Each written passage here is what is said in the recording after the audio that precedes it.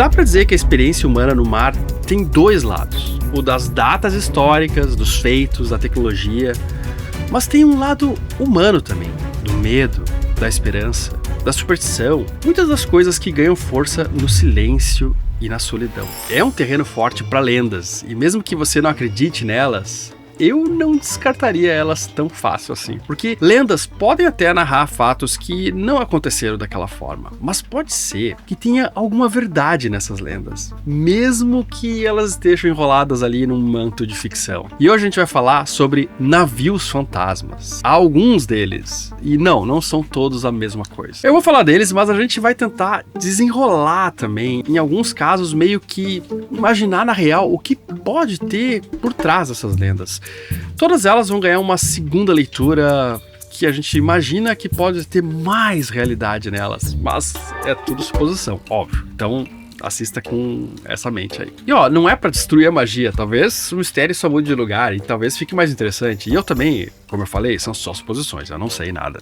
E ninguém sabe. A primeira lenda é o Flying Dutchman, ou o holandês voador, e suas velas que não obedecem ao vento. Imagina uma noite escura de lua nova, daquelas que o mar é um vazio infinito, recortado só pela espuma que aparece e some na ponta da proa, ou então os carneirinhos das ondas que vão quebrando quando tem bastante vento. É o seu turno de vigia, tá tudo ok, não é o seu quarto, como a gente fala, mas o vento tá meio estranho. Vem em rajadas, como se alguém soprasse e parasse de propósito. No meio do mar, não é tão comum isso. E tinha um contraste grande demais entre as rajadas e o vento real. Quem é marinheiro sabe que, verdade ou não, às vezes a gente tem a sensação de sentir algo antes dessa coisa acontecer. Pode ser que seja uma coisa que a gente sinta depois que acontece, mas é frequente ter essa sensação. Um arrepio na nuca, como se o ar tivesse gelado 1 grau ou 2 do nada, assim. Lá de sotavento, onde não tinha nada, surge uma silhueta. E ela se revela devagar, como se estivesse o tempo todo ali e você só estivesse enxergando agora, perto. Um veleiro antigo, casco escuro, alto demais, com velas demais, e ele não faz barulho. E pior, ele vem em um ângulo que não faz sentido, totalmente contra o vento. E hoje a gente não veleja exatamente contra o vento, naquela época com aqueles navios era pior ainda. O vento que você sente no rosto não justifica aquele rumo, não tem nenhum sentido, mas ele vem contra você. E à medida que ele se aproxima, você nota um detalhe: as velas parecem tensionadas por uma força que não é o vento. Como se o pano puxasse o barco para frente meio que por vontade própria, por algo que não é o mar em movimento ali. E então, as luzes. São luzes que não é uma lanterna de navio normal, na época não existia eletricidade também. É uma claridade opaca, esverdeada, quase que de vela de igreja, mas de outra cor e espalhada pelo convés, como se estivesse andando com lamparinas por debaixo de uma lona, de um tecido. É algo que, antes da invenção da luz elétrica e tal, devia ser algo bastante assustador para os marinheiros da época. Você tenta chamar alguém a bordo, mas a voz falha, você não consegue falar, talvez pelo medo, alguma coisa sobrenatural. E quem tá com você no cockpit também não fala nada, só aponta. Porque não consegue explicar e não tem nem palavras pro que é isso. No costado, bem alto, dá pra ler o nome, mas não dá ao mesmo tempo. É uma sensação estranha. Você jura que leu, mas quando tenta repetir, parece que a palavra escapa da sua boca. Alguns relatos dizem que o nome aparece e desaparece, outros dizem que cada um lê uma coisa diferente. E aí vem o momento clássico. Quando você percebe que a rota dele cruza com a sua. Ele não desvia, ele não toca um sino, não tem gritos, não dá o sinal. Pra ele é como se o seu barco não existisse. Aí alguém grita desesperado que vai bater e o skipper segura o leme com toda a força, tenta desviar. Você segura forte pra não cair com aquele impacto, né? E quando o choque parece inevitável, ele atravessa você. Passa pelo barco. Não ao lado de fininho, ele passa através do barco, através de você. E por um segundo você vê o convés mais claro com aquela luz e tem um homem no leme desse barco, imóvel. E o rosto não dá pra ver direito, porque é como se tivesse sempre um pouco fora de foco, como o nome mesmo, não dá, quase ninguém consegue identificar. E quando ele olha, o medo vem com uma frase que não foi dita, mas você entende o que ele quis dizer, de que eu não posso parar. Então o navio se afasta como se fosse sugado pelo horizonte, num vento que não tem sentido e vai embora. No dia seguinte, no porto, você conta essa história e o marinheiro mais velho que você, já com décadas de experiência a mais, fala: é o holandês voador. Se você viu, tomara que não tenha sido pra ti. O mais forte desse mito é que ele aparece em pedaços, em relatos que nunca são totalmente iguais, mas sempre meio que rimam. Há pessoas que dizem que viram o barco suspenso no horizonte, como se estivesse navegando no céu. Tem gente que escreve como uma luz fria, que parece elétrica. E gente que jura que o barco vinha contra o vento. Então, o que eu citei é uma soma de vários relatos diferentes. E aí, como é comum com esse tipo de lenda, uma história vira 10 viram 100, e de repente todo mundo conhece alguém que já viu essa história de perto. Tá, mas agora respira um pouco, vamos dar uma raciocinada aí. Porque há um fenômeno muito real que cria exatamente esse tipo de aparição. Uma miragem por inversão térmica, do tipo que muitos chamam de Fata Morgana.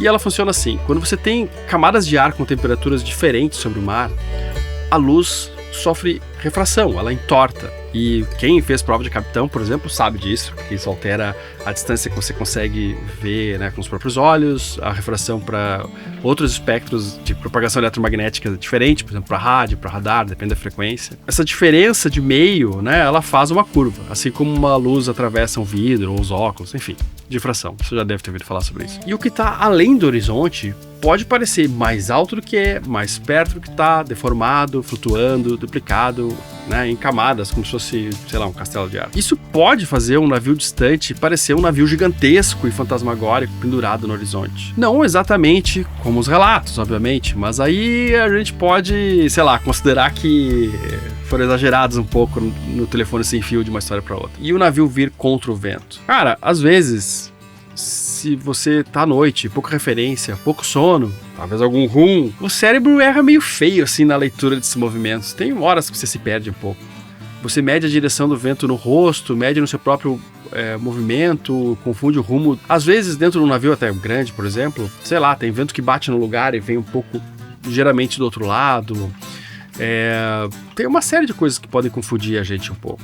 Inclusive, por exemplo, é comum num veleiro as fitinhas, né, que ficam nos estais num bordo estarem numa direção e no outro bordo em outra direção. Isso pode ajudar a dar essa confusão, junto com tudo que eu falei. E aí você soma isso com neblina, com chuva, rajadas que são citadas inclusive na história.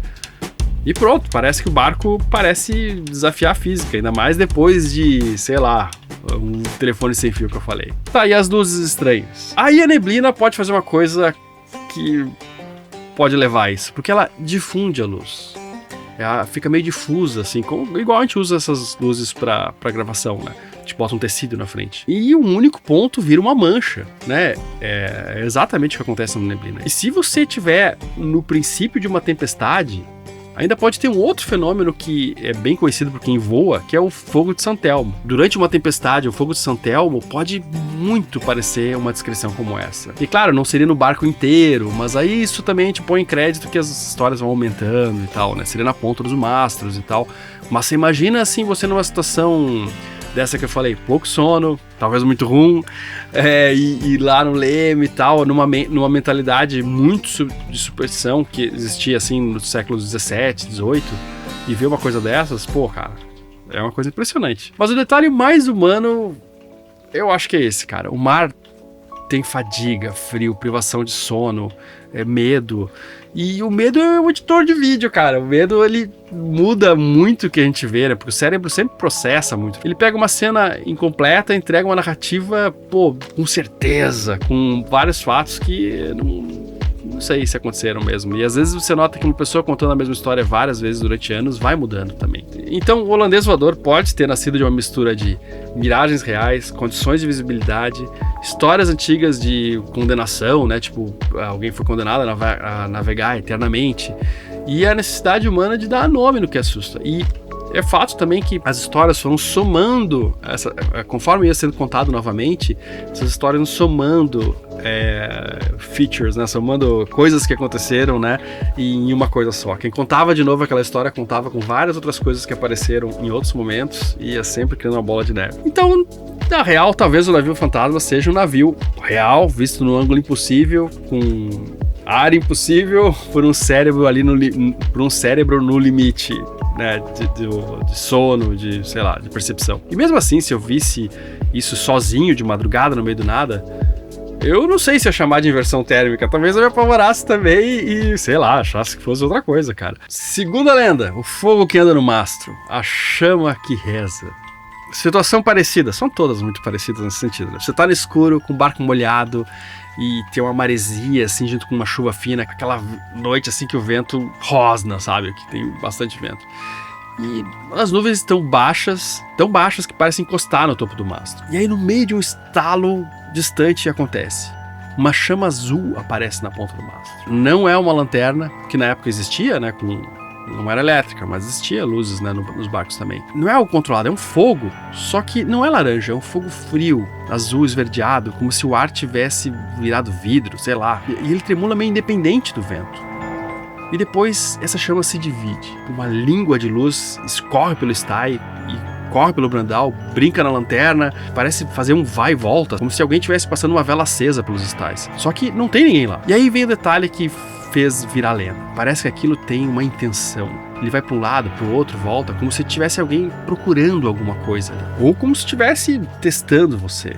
E quem já ouviu essa história no pier vai te dizer duas coisas. E elas se contradizem, porque é normal nas histórias do mar. Tem lugar que diz que se aparecer um sinal de morte, e tem outro lugar que diz que se aparecer é uma proteção, é um santo no mastro, fazendo algo ali de bom para a tripulação. E há um clima de mistério porque você percebe que ninguém fala muito alto sobre isso. Mesmo quem é bastante corajoso fica meio receoso de falar sobre isso. A luz geralmente fica ali alguns segundos, às vezes alguns minutos, dependendo do relato, e some do jeito que veio, assim, sem se dar uma explicação.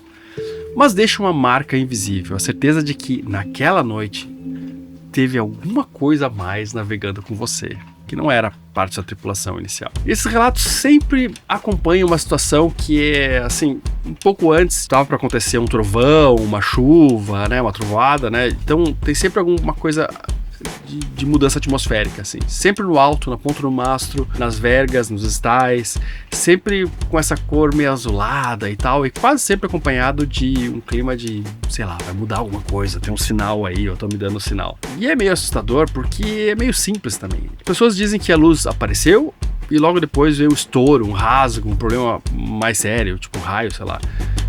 E pronto, isso vira um presságio, porque tipo, aconteceu antes de estourar alguma coisa no bar. Tá, agora vamos pro nosso balde de água fria aí, ou o nosso contrapeso. Cara, isso aí tem nome e quem conhece já matou enquanto tava falando. Esse é o fogo de Santelmo, que eu até falei na outra lenda ali. Não é um fogo de combustão, uma descarga elétrica no ar. Quando o ar tá muito carregado eletricamente, e acontece principalmente quando tem uma tempestade que tá próximo a acontecer, as pontas de objetos, né, que estão mais no alto e tal, viram um lugar perfeito para essa eletricidade se concentrar e ionizar o ar ali, o que gera esse brilho. E geralmente é um brilho azul esverdeado em todos os relatos. E ele aparece nas pontas do mastro, hoje em dia de antenas, né, dos estais, com tempo instável, né, tipo, e tem essa aparência de chama fria aí. E por que a lenda insiste em dizer que ele anda ou que procura? Porque, sei lá, cara, o campo eletromagnético, ele muda com vento também, com atrito, com umidade, com a aproximação das nuvens. E essa carga vai pulando de ponto em ponto, parece se mover, mas é o sistema tentando equilibrar as cargas ali, né, tipo, da atmosfera, com barco. Mas isso não tira o lado mais humano dessa história aí. Que no mar, a luz é uma linguagem, cara. Quando você tá no escuro, navegando, há uma escassez de luz. E qualquer coisa que acende onde não devia acender vira uma mensagem pro cérebro, né? Vira alguma coisa muito importante, porque você fica catando luz. Imagina na época em que não existia luz elétrica, cara. Deve ser muito mais, porque hoje a gente passa na frente de uma cidade e vê um monte de luzes. Mas na época, não. Se tivesse uma fogueira, né? Um farol, que era, na verdade, um fogo de óleo de baleia ou de querosene, dependendo da época. E quando a mensagem acontece em uma noite com medo, antes de uma tempestade, que todo mundo tá com os nervos à flor da pele, cara, pra quem tava ali era óbvio que isso significava alguma coisa.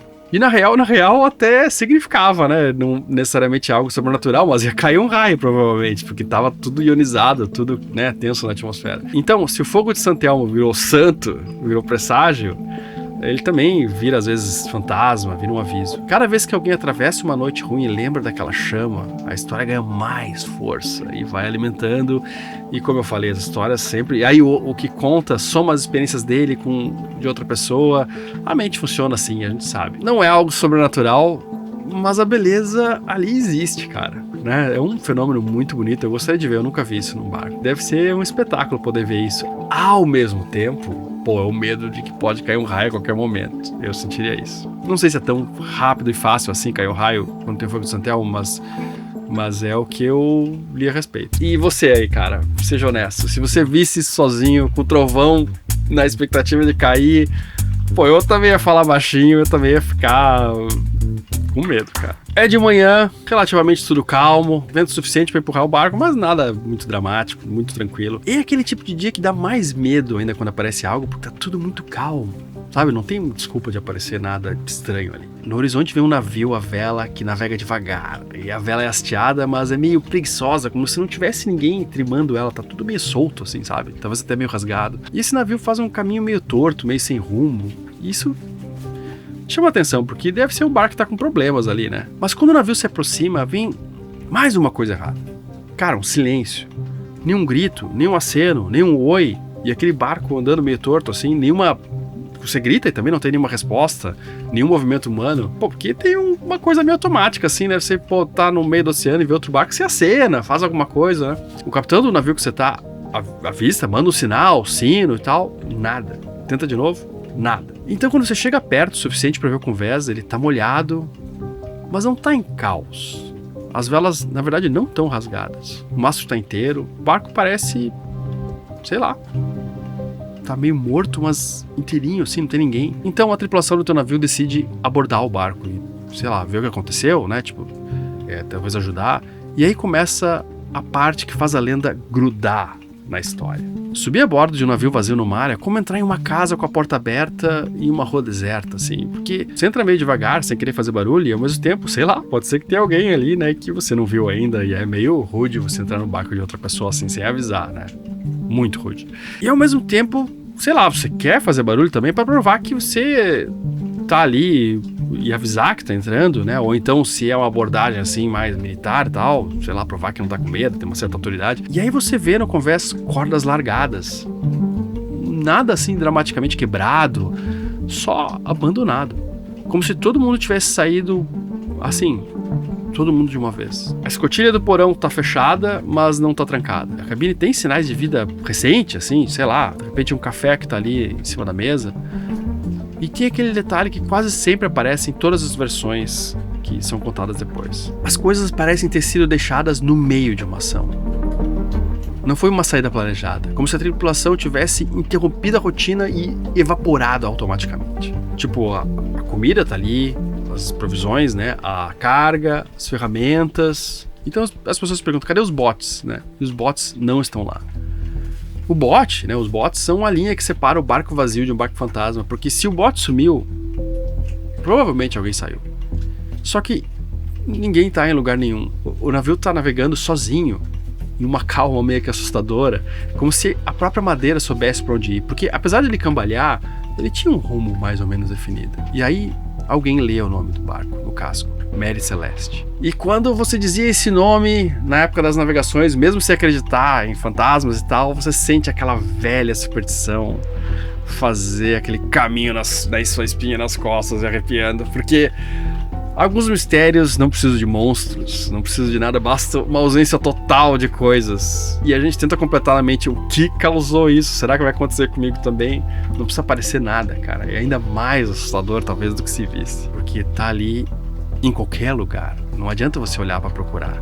Pode aparecer mesmo que você nunca veja. De repente você some. E aí? Vai pra onde? Se existiu um caso real, ele foi tão divulgado que abriu espaço pra todo mundo pintar por cima depois nas outras histórias que vieram. E aí nascem detalhes típicos de histórias assim, uns verdadeiros, outros exagerados, tipo, a mesa tava posta, né? Tinha comida ali ainda, o relógio tava parado, parecia que tinham saído correndo por algum motivo, alguns relatam que não tinham sangue, e aí parece assustar mais, né? Porque se tivesse sangue a gente saberia o que acontecia, um navio pirata ou, sei lá, inimigo teria abordado. E por que isso pega na gente? Porque a mente prefere imaginar qualquer coisa e aceitar o absurdo que a gente pode, assim, desaparecer, né?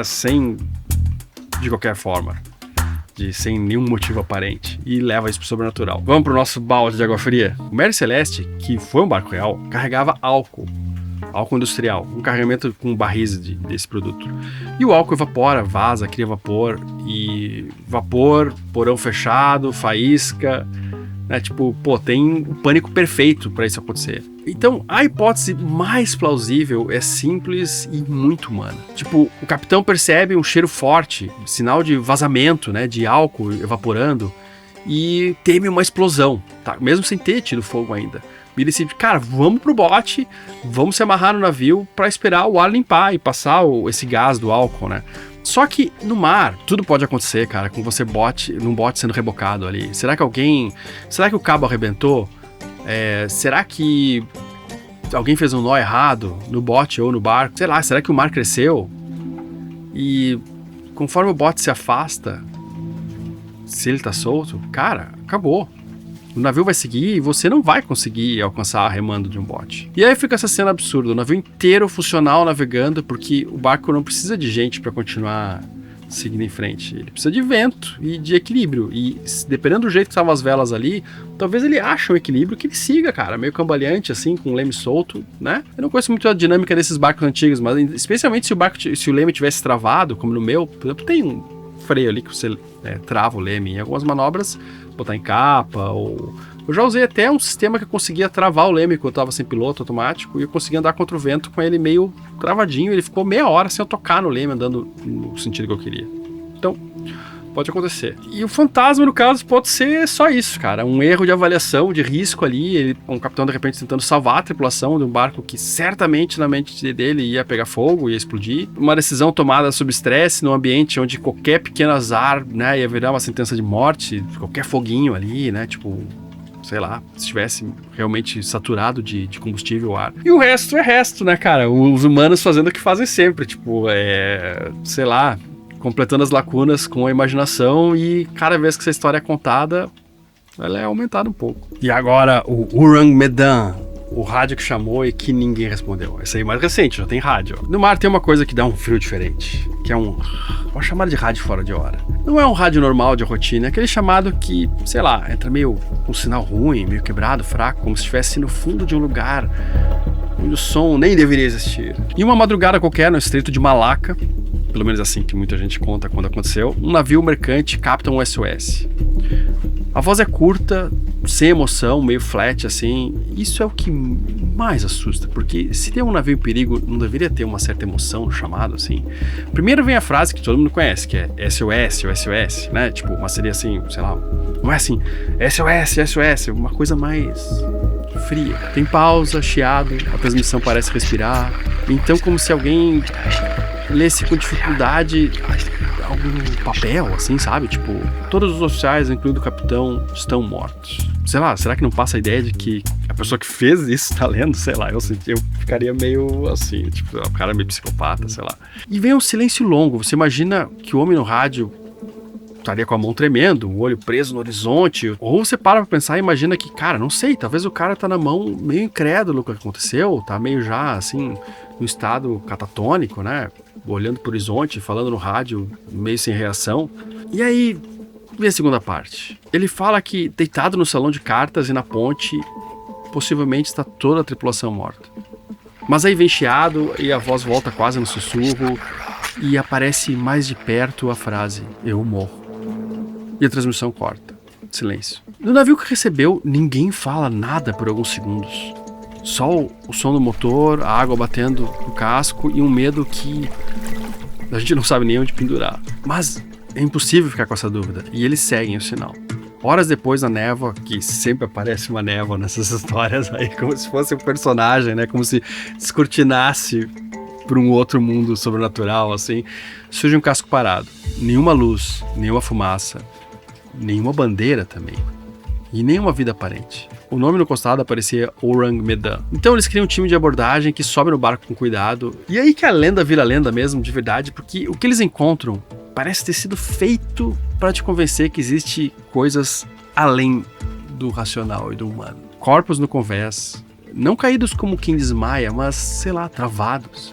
Como se tivessem sido pegos em um susto grande demais, ou como se tivessem, sei lá, sido congelados por algum motivo. Alguns com os braços estendidos, dedos abertos, como se estivessem tentando empurrar algo invisível que tocou neles. Alguns deles com o rosto congelado, com uma expressão difícil de descrever. Na ponte, o capitão com olhos abertos e o mais perturbador. Nenhum ferimento claro, nada que explique o que aconteceu. Ninguém cortado, nada. Embaixo do porão você sente um ar pesado, tem um cheiro estranho, meio químico, mas meio doce demais.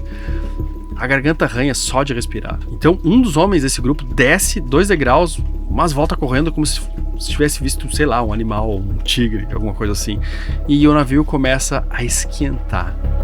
Mas não é fogo ainda, é como se a estrutura estivesse ganhando um calor por dentro, como se o navio estivesse com febre, tentando eliminar corpos estranhos que estão dentro dele, tipo um sistema imunológico do navio. Essa parte aí foi eu que coloquei. A equipe tenta rebocar o navio para levar para um porto para fazer uma investigação, mas não dá tempo de decidir nada, porque Orang Medan estala, geme e explode.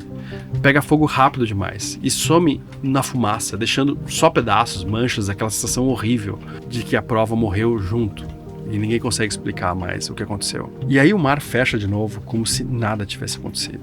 Essa história, ela sobrevive porque tem 3 coisas que grudam. A mensagem de rádio, né? Os corpos sem ferimento, que também fica meio sem explicação, né?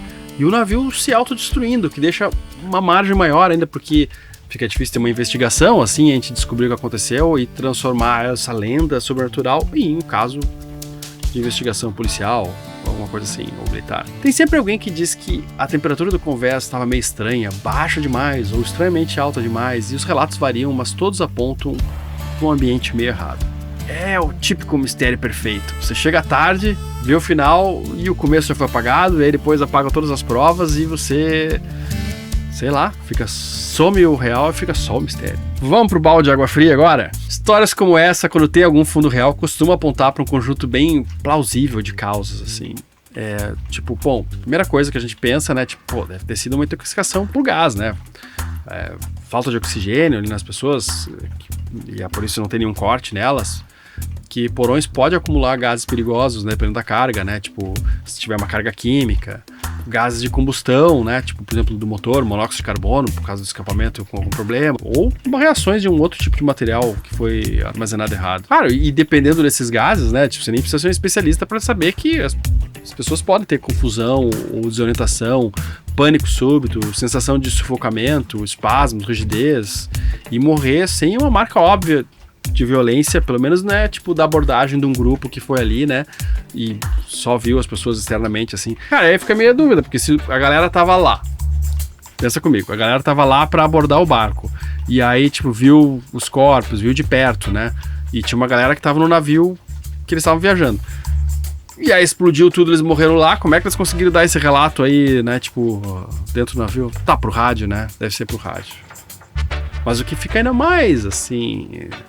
meio difícil a interpretação, né? Porque quem tá contando a história depois pra gente não tava lá de verdade. E a cara de terror das pessoas, né? Tipo, que as vítimas estavam ali, pode ser do corpo, sei lá, congelado na última contração que teve, né? Tipo, somar a interpretação de quem encontrou eles lá. E claro que o psicológico vai estar no estado que a gente vai ver mais coisas ou ter uma impressão diferente delas, né? E essa suposta carga, supostamente perigosa, cara, podia ter substâncias, né, cara, oxidantes, nitratos, sei lá que tipo de material lá que poderia reagir com calor, ou da reação gerar calor ou frio, né? Como é que é? Reações endotérmicas ou exotérmicas? Eu me lembro dessas aulas de química. E pode ter explodido em algum momento. O detalhe dessa história do navio ficou quente, pô, encaixa com isso, né? E todas essas histórias acabam tendo um efeito dominó humano, né? Que, assim, se os primeiros a entrar no porão passaram mal, os outros também tentaram ajudar e caem também, e os relatos aumentam. Isso é uma coisa que acontece em acidentes reais, né? Que a confirmação em vídeo até. Um cai, o outro vai salvar, o outro também. E aí se forma essa cena que foi montada, né? Vários corpos em posições estranhas, sem sangue, sem luta, só uma interrupção. Porque talvez elas não conseguiam enxergar o que estava causando a morte delas. E o que sobra depois desse balde d'água fria aí que eu joguei, tirando a parte sobrenatural? O Orang Medan é um ótimo exemplo de como o mar fabrica o sobrenatural com matéria-prima muito humana. Sempre trabalhando nas lacunas, né? O rádio que falha e aí dá essa voz de medo. Gases invisíveis que matam sem o vilão visível, que você não sabe quem é, e um final que apaga sem evidências, e aí tudo vira mais lenda ainda. Essa lenda ganha muita força porque ela termina do jeito perfeito, o navio desaparece, não tem prova nenhuma, e então o que não pode ser provado vira exatamente o que pode ser contado. O hashtag Sal só existe desse jeito porque ele não depende só de algoritmo, nem de marcas grandes, nem de uma empresa me dizendo o que eu posso ou não mostrar. Ele depende principalmente das pessoas que assistem, de pessoas que sentem que esse canal também é um pouquinho delas e que decidem ajudar voluntariamente. É o que mantém esse canal há 12 anos. E isso é lindo porque transforma esse projeto quase que em uma obra coletiva. Não coletiva no sentido de várias pessoas editando e criando, mas no sentido de várias pessoas sustentando a possibilidade de ele continuar existindo com essa liberdade. Então, se você gosta do hashtag Sal e quer ajudar a manter esse projeto vivo, independente e navegando por aí, apoia a gente lá no Apoia-se. Tem o QR Code aqui na tela e o link lá na descrição. Pode ser o valor de um café mesmo. Qualquer ajuda faz a diferença de verdade. Obrigado a você que apoia e torna isso tudo possível.